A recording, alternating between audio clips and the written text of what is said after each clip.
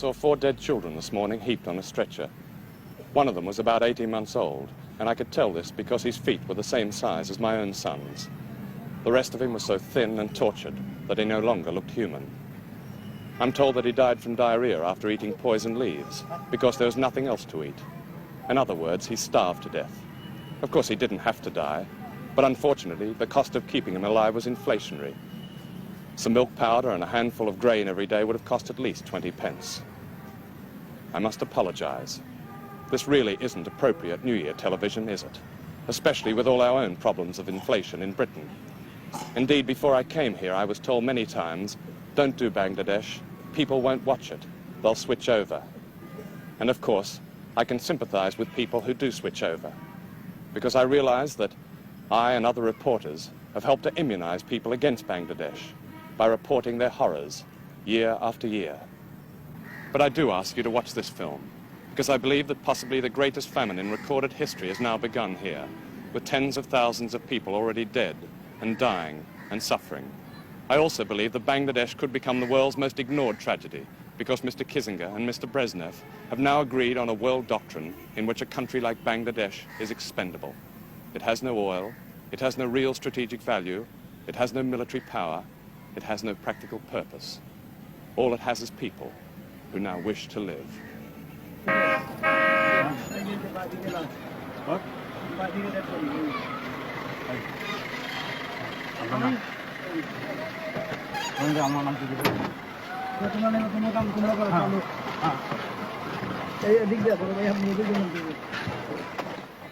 Today is an average day in the streets of Dhaka, now the most desperate of cities.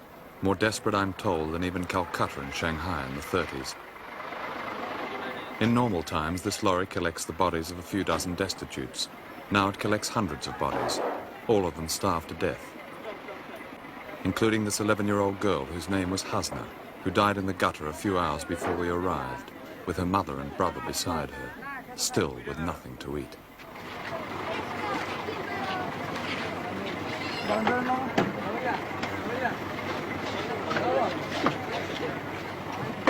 Well, I've been out here really for 30 years. I came out in 1942, and I think I can quite honestly say that this is by far the worst emergency that I've ever seen in this part of the world.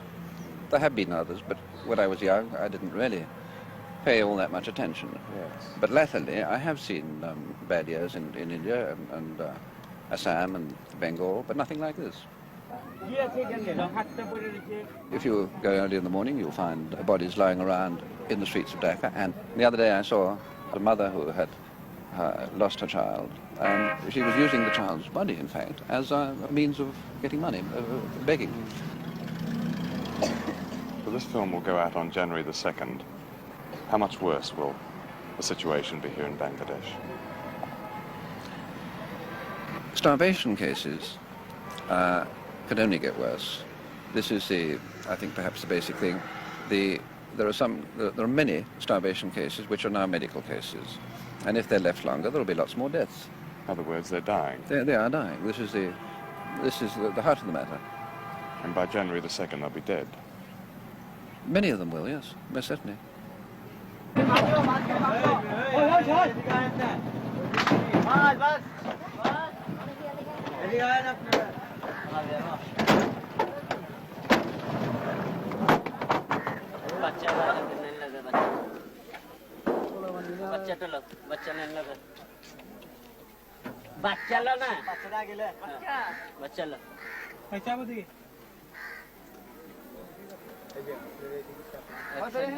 Why have these children been allowed to starve?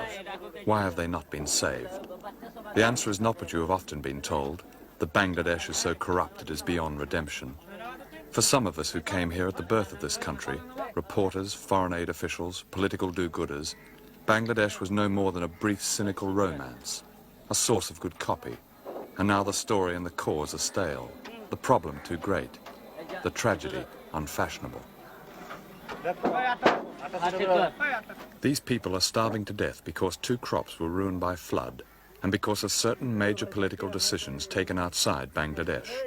We were too concerned with oil to notice that in 1974 food became a political weapon, a more lethal weapon than oil. We can do without oil, we cannot do without food.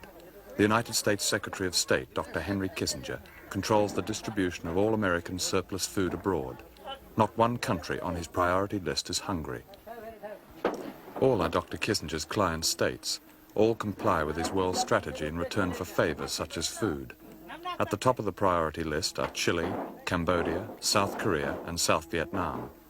South Vietnam, which gets more American food than any other country, not only exports its own rice, but openly sells America's food to buy arms in order to continue a war on America's behalf.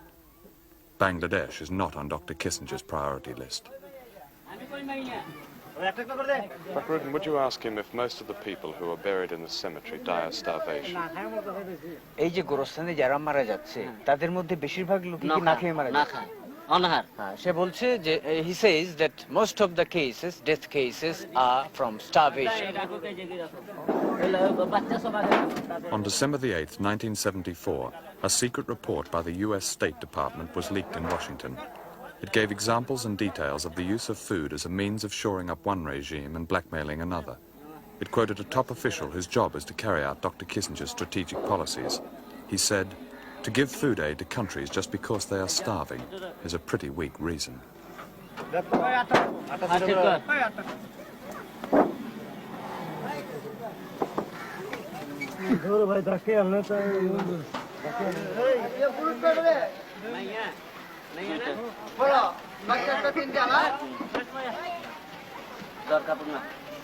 আরেকটা খাটলো আগলা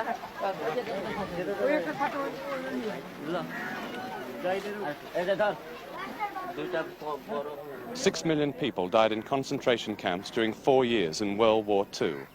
Almost as many people may have died in Bangladesh in the last 4 years. Years of drought, flood, epidemic, a genocidal war, and now famine, perhaps the greatest famine of all. I don't draw this parallel idly. I happen to be standing in the middle of a field piled high with human skeletons, bones and skulls and pieces of human hair for as far as I can see, now being picked over by crows. This is just one cemetery in Dhaka, and today they are digging up last month's famine victims in order to bury today's victims. 85 since 7 o'clock, 10,000 since last July, and most of them young, starved children.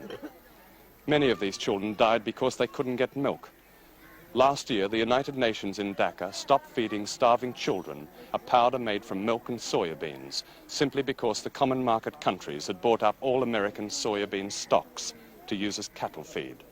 And yet the EEC Council of Ministers haggled for months before releasing a miserable £63 million as relief aid, an eighth of what they had promised to 25 hungry countries, of which Bangladesh is but one. And incidentally, many of these children died because they found it impossible to eat what they got from the much-ballyhooed World Food Conference. Nothing but platitudes. He's his son. That's his son. When did he die? Just today? আজকে মারা গেছে আজকে রাতে মারা গেছে last night. Yes. How old was he? বয়স কত ছিল বয়স 3 মাস 3 months old. Dr. Henry Kissinger opened the World Food Conference in Rome with these words. We must proclaim a bold objective that within a decade, no child will go to bed hungry, that no family will fear for its next day's bread, and that no human being's future and capacities will be stunted by malnutrition. Our responsibility is clear. Let the nations gathered here resolve to confront the challenge and not each other. My colleague, Eric Piper, took these pictures at a relief camp near Dhaka, one which Dr. Kissinger did not visit when he came to Bangladesh on October the 30th, 1974. On that day, a State Department official gave reporters an off-the-record briefing. He said, "Henry never wanted Bangladesh. With China firmly in place, there is no real strategic value here. There is nothing here, really."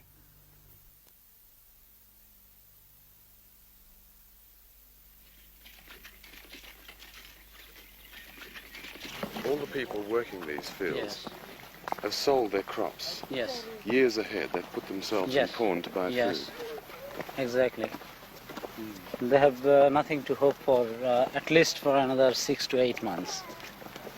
You see, most of the crops in these areas have been damaged. Yes. And this is what... All damaged by the flood. Yeah. Yeah. Who have they sold their crops to? Well, they have sold these crops to those who have collected money out of relief and these all sort of advantages. Big landowners. Yeah, Yes. An old journalist friend has brought me to this village in the district of Shirpur, some 40 miles from Dhaka.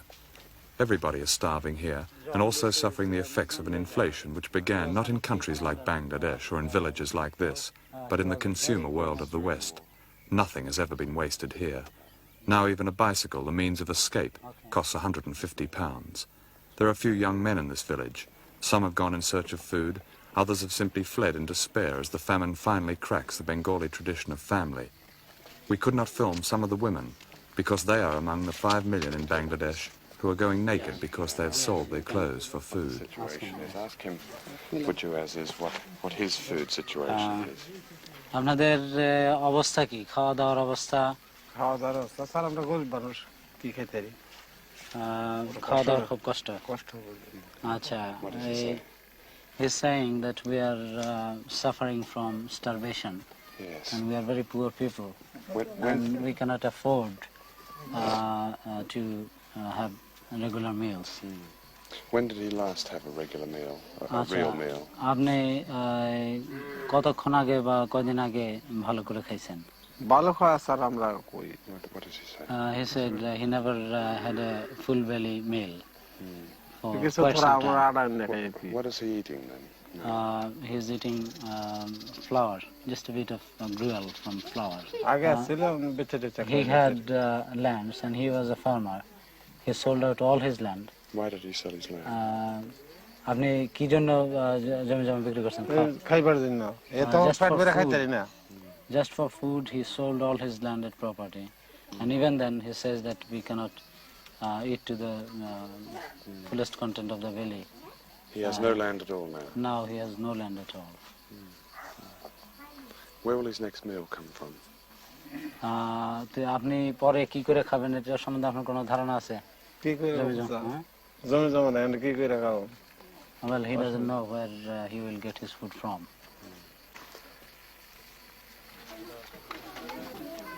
This little boy is probably typical of starvation, where he doesn't look like the Belson case, but he has a distended belly. And he probably has about every kind of Yes. parasite and disease in him. And he's subsisting on something like the root, which he's now eating. Yeah. And that little boy, even though his arms are quite thick, is in fact starving. Yes. And there are quite a lot of children like that in this village, even much worse than him. আপনি কি এখন অসুখ? She says that I'm ill and this is only a sickness of starvation. Where are these people going to get food? I mean, they can't go on like this. No, they simply cannot go on like that. The ultimate thing is facing death. No chance, because no government relief. আপনি relief পাইছেন? না Relief. দিছে না বাজি She বড় did বড় not বাচ্চা খাইয়ে লিছে She did not get any relief, and she said that all these relief are misappropriated by the big shots of the local administration. So I did not get it. That is her complaint. When did she last see grain or rice? আচ্ছা আপনি কয়দিন আগে ভাত খাইছেন? বাত রোজার গেছে যে রোজার পরে থেকে বাজি জুতাম পরে জানতাম মাগিয়ে দিগিয়া রোজার কয় মাস হবে এটা? It's 3 months she did not see a single plate of rice. She's just surviving on the gruel from flour. Tell me something. How do people living so poorly and eating so badly, not eating at all, how do they survive? How do they survive for 3 months? Well, it is strange enough, John, what I think, that people are prone to some sort of immunization. And I think this is particularly people of Bangladesh, they are immune to starvation. and the other thing is their will to live, and just this is you see. Yes, but immunization can only last for so long. Yeah, In the end, that's they what it can't is. live on. And their that's what is immunization. happening. People are dying. They're finally Yeah, dying. finally dying. They struggle to survive, but ultimately they'll have to yield to death out of starvation. Prime Minister, we have seen in villages situations which show no food at all. People have come up to us and said, we are eating leaves, we are starving, we have no food, we're not getting it from anywhere, quite close to Dhaka. Why should this be so? You see, that is some of the places this happens, but we have our open, free kitchen everywhere. The people are welcome to come there. And they have come. And we have our camps, still we have not closed our camps. Of course, we have not closed the camps. The people have started working in the fields now.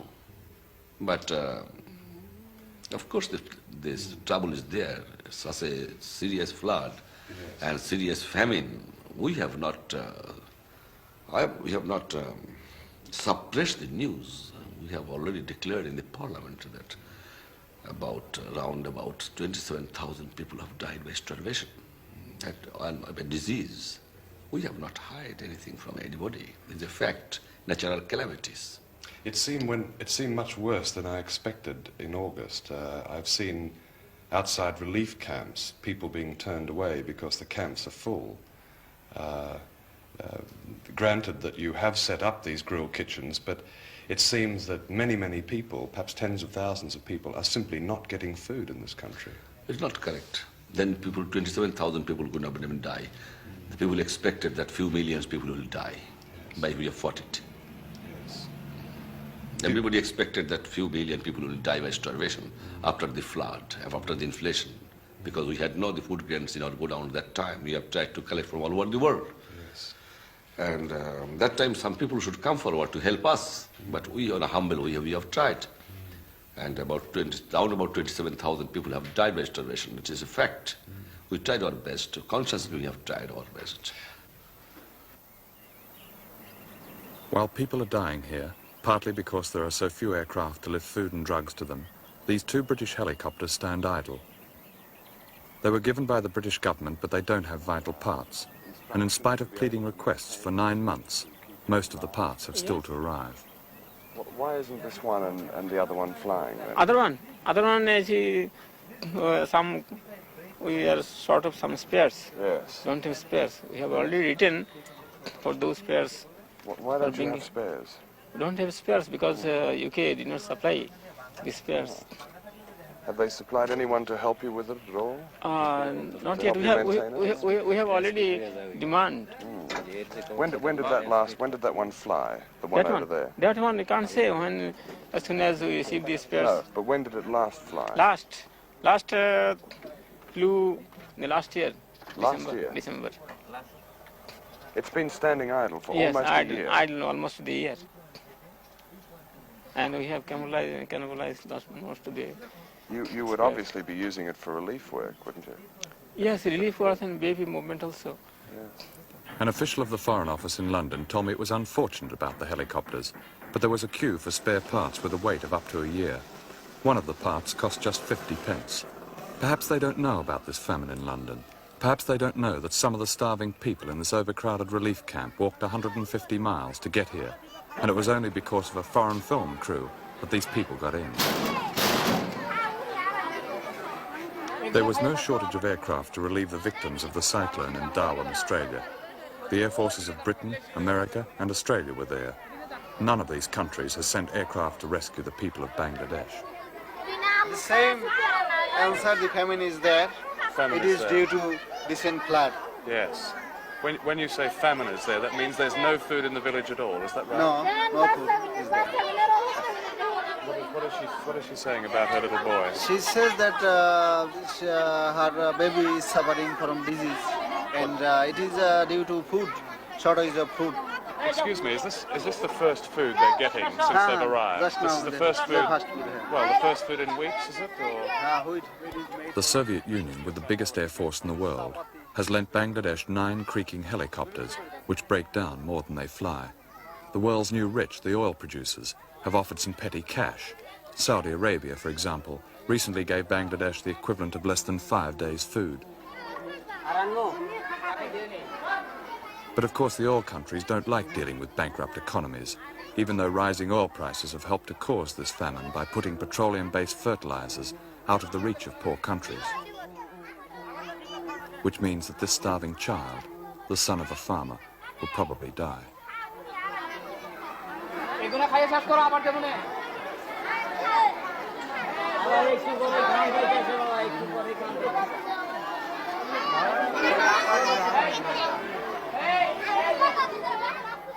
Recently, a foreign aid official visited Bangladesh for 3 days. He told me about a cable he sent to his government recommending a reduction in emergency relief aid to Bangladesh. He sent the cable on the basis of one helicopter trip. He said, "The trouble with these people is that they have no get up and go, no success motivation." The judgment of this official is shared by other foreign diplomats here, who justify their ability to sit and watch people die by talking incessantly about local corruption, which of course exists, as the starving old woman in the village said. But need I say that this corruption is the universal symptom of a society caught in a never-ending cycle of poverty, war, catastrophe, and a scarcity of everything that is taken for granted in the West, like fresh water, and milk powder, and doctors, and blankets, and edible food. Is this corruption, or is the real corruption the world's culpable neglect of this ravaged country? Could you ask her how old her little boy is? আপনার এই বাচ্চার বয়স কত? 3 years. He's 3. He's extremely ill, isn't he? বাচ্চার কি হয়েছিল? Doctor জ্বর আর আগা করছে। He says that he's a bad stomach and then he had fever also. She's come here to Dhaka to get food. Yes. Will he survive? There are just 75 hospital beds for children in all of Bangladesh. That works out at 1 bed per million of population. None of the sick and starving children in this camp will ever see a hospital.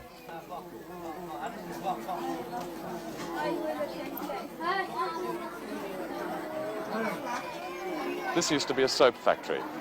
It is now a famine relief center near Dhaka, and several thousand people are here. Almost all of them are starving, and many of the young children are suffering from typhoid, smallpox, and a thing called black fever. Many of them are dying. Not long ago, Dr. Henry Kissinger made his first visit to Bangladesh, squeezing it in between the Middle East and Moscow.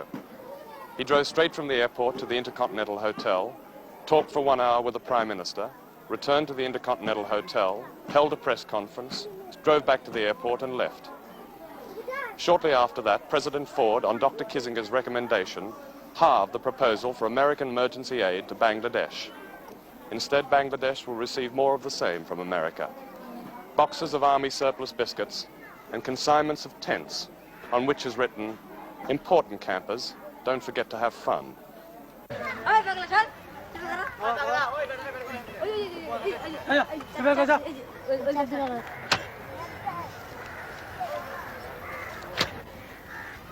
On December the 28th, 1974, Sheikh Mujib declared a state of emergency in Bangladesh. There were shootings, arrests, and signs that Bangladesh is fast approaching political chaos as a direct result of this famine. Of course, it used to be said that starving people disturb nobody, and this certainly applies to the thousands of dead in this horrific cemetery. But Bangladesh is at the center of Asia, with borders on China, India, and Burma.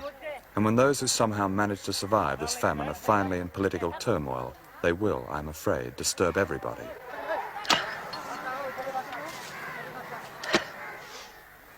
The people of Bangladesh may then at last assume a strategic value and disturb even Dr. Kissinger. They may even disturb the United Nations, which ignores its own charter by its meanness to Bangladesh, and the Soviet Union, which heaps so-called friendship on Bangladesh and little else, and Australia, which mocks Asia with cliches about partnership while its surplus wheat stays in its silos, and the so-called internationalist common market, whose behaviour toward the starving of Bangladesh is that of a mean little burger, and Britain with its traditional goodwill and 2 idle helicopters. But of course the West has given something to Bangladesh, a disease called inflation. If you've been horrified by what you've seen, then good. No doubt the commercials in a minute's time will offer reassurance to those who feel they need it. The truth is that Bangladesh and Britain have been caught in the same blizzard of inflation, energy crisis and shortage, with the one difference. When prices go up in Britain, no one dies. When prices go up in Bangladesh, thousands die. You see, it's no longer a question of pity and charity. To hell with that. Their struggle to survive is our struggle. Beat it in Bangladesh and you beat it in Britain. It's really a simple choice that has little to do with the brotherhood of man. The alternative is that we are all expendable.